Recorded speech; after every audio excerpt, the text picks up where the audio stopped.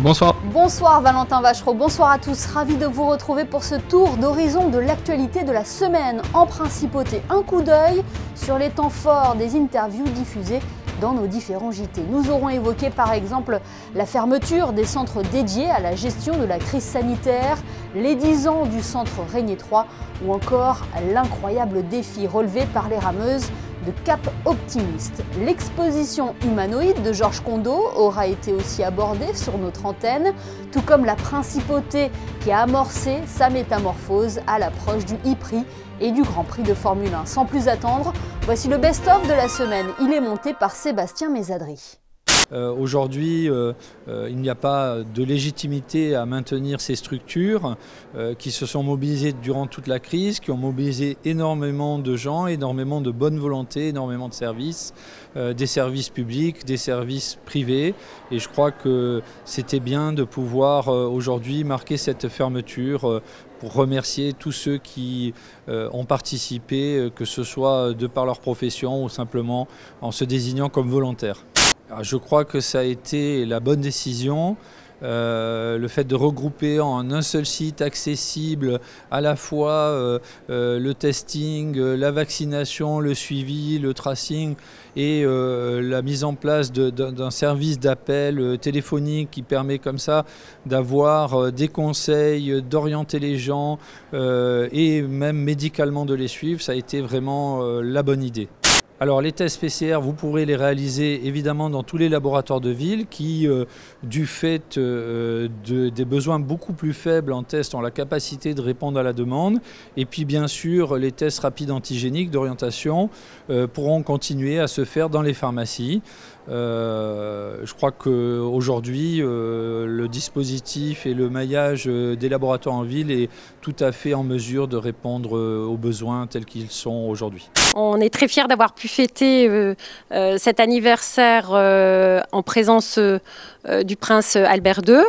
Et en fait, si on fait le bilan, on voit qu'il y a énormément de choses qui ont été réalisées et qu'on va continuer. Mais en tout cas, ce qu'on peut dire, c'est que ça a été au départ un point fort, un investissement fort de la part du gouvernement princier pour mettre en place ce vaisseau, j'allais dire. On a l'habitude de parler du vaisseau amiral CR3, qui est en fait un point fort, un point d'articulation fort de la filière gériatrique, puisqu'en fait, c'est un peu le point d'ancrage, de départ de la prise en charge avec ses liens avec l'extérieur, le centre de coordination gérontologique, mais également les EHPAD.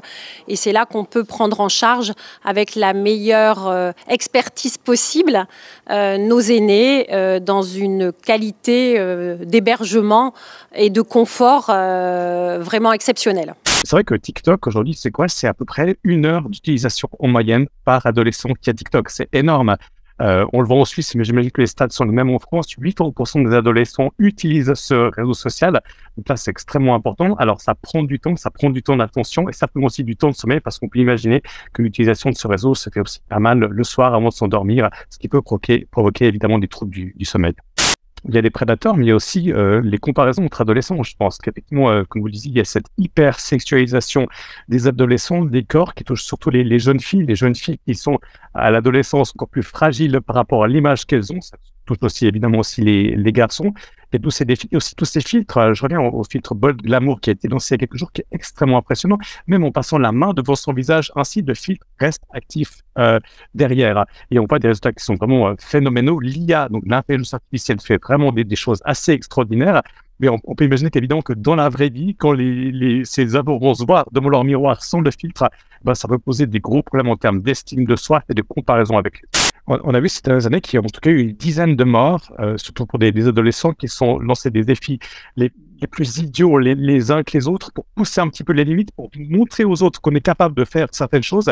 Effectivement, il y a le côté problème de santé mentale qu'on a évoqué, mais aussi le problème d'intégrité physique qui est assez important avec ces défis vraiment incroyables. Et là, on peut imaginer que TikTok, comme d'autres réseaux sociaux, puis aussi Instagram, a une part de responsabilité pour modérer quand même nettement davantage ces contenus.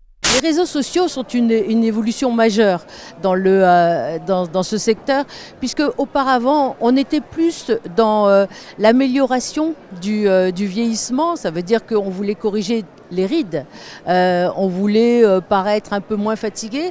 Aujourd'hui, avec la naissance, en fait, je vais même dire l'éclatement des réseaux sociaux. On n'est plus seulement dans cette problématique, on est dans la problématique de vouloir carrément changer physique, de vouloir correspondre à des normes de beauté qui sont souvent dictées par des influenceurs. Aujourd'hui, on est un peu sur une forme de clonage de la beauté. C'est vrai que si vous regardez les jeunes femmes à partir de 18-25 ans, elles se ressemblent toutes un peu. C'est les grands yeux, le petit nez, les grosses lèvres. C'est souvent poitrine généreuse, la taille fine, les formes de fessiers beaucoup plus généreux.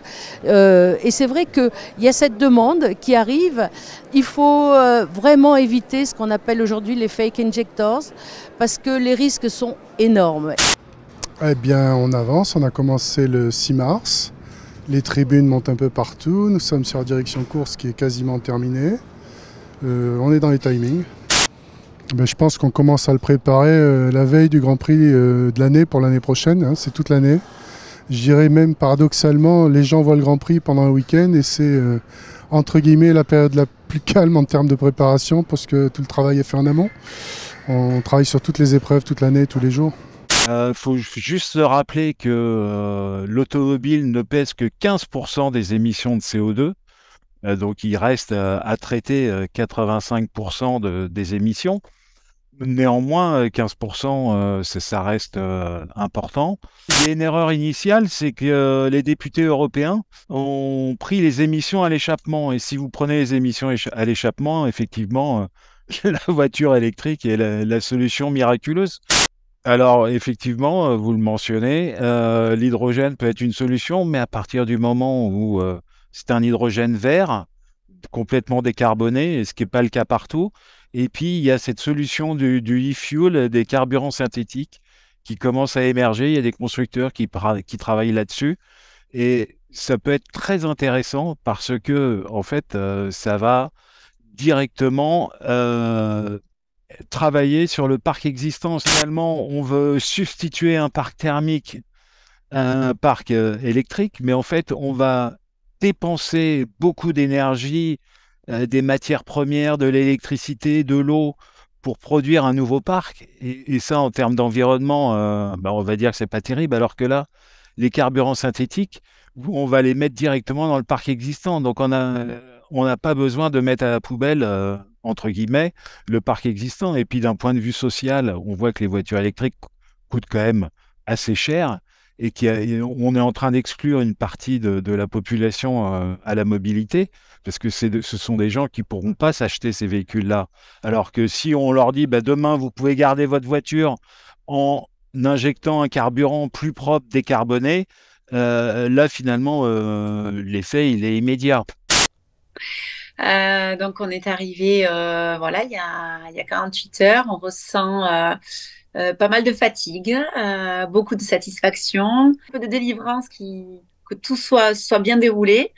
Donc, c'est des émotions un peu particulières. Donc, nous sommes effectivement partis le 4 janvier de Lima, au Pérou, pour enchaîner les relais, 1 heure chacune. Donc, les relais revenaient toutes les 5 heures, jour et nuit, pendant 80 jours et 1 heure. On a mis toutes les chances de notre côté et je trouve qu'on a été... très solidaires, toutes les filles. On s'est beaucoup soutenues dans les moments difficiles. Et voilà, et ça a payé. Donc, on est forcément ravis aujourd'hui de pouvoir partager ça avec tout le monde.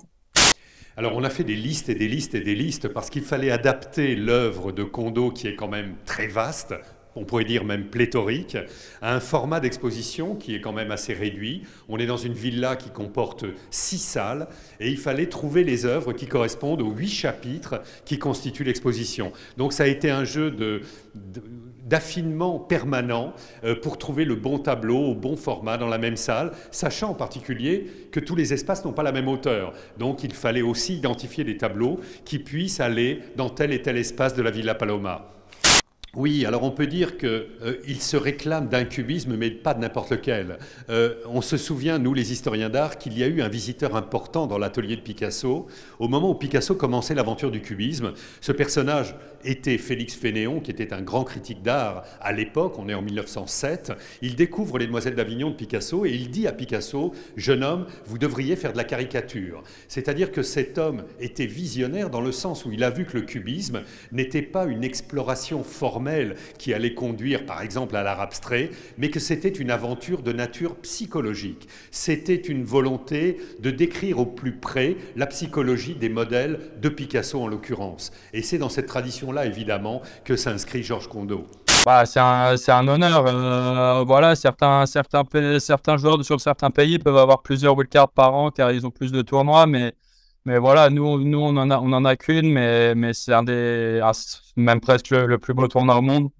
Et c'est sûr que c'est génial, quoi. Valentin Vachereau qui a donc obtenu une wildcard pour le Rolex Monte Carlo Masters, un événement à suivre sur Monaco Info avec nos experts du tennis. Le best-of est à présent terminé. Merci de nous avoir suivis. On se quitte avec l'agenda et les événements qui vont rythmer cette première semaine d'avril en Principauté. Passez une très belle soirée sur Monaco Info.